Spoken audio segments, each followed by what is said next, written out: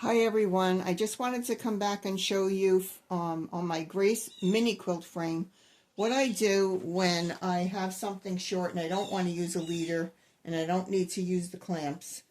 So what I do is I put a clamp there and a clamp on the front and just get my, obviously this is a table runner, get it rolled up and out of the way. I just float the edge and I quilt. Let me see how that looks. Oh, that's worse.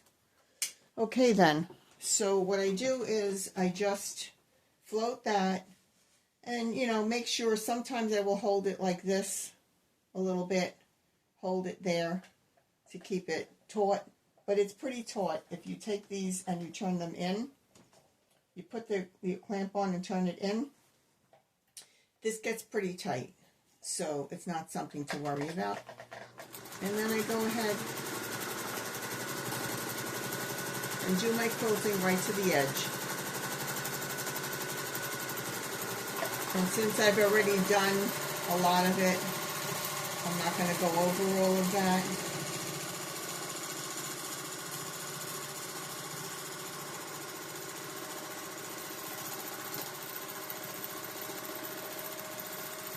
It's jumping like that because I have seams on the back as well as on the front because I pieced the back.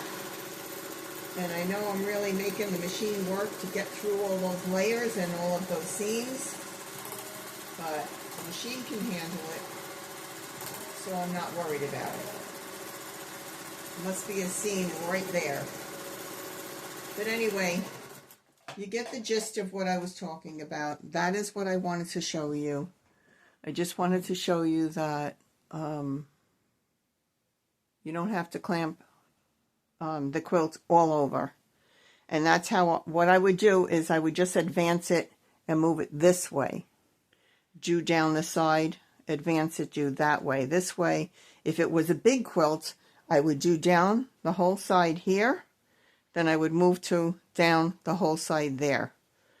But I do like to work from the center of my quilts. So, let me explain that better. If this were a large quilt, I would quilt down the center of my quilt, get all of that section done down the whole quilt. Then I would go back to the outer edges of the quilt, which you always have something because we have a mini frame. So then I would just do the same method and put this where it's floating so I could get right to the edge and do down this whole side, advancing the quilt as I needed to, moving it up, and then take it over here, and then I would do this side and do the same thing, go all the way down the quilt.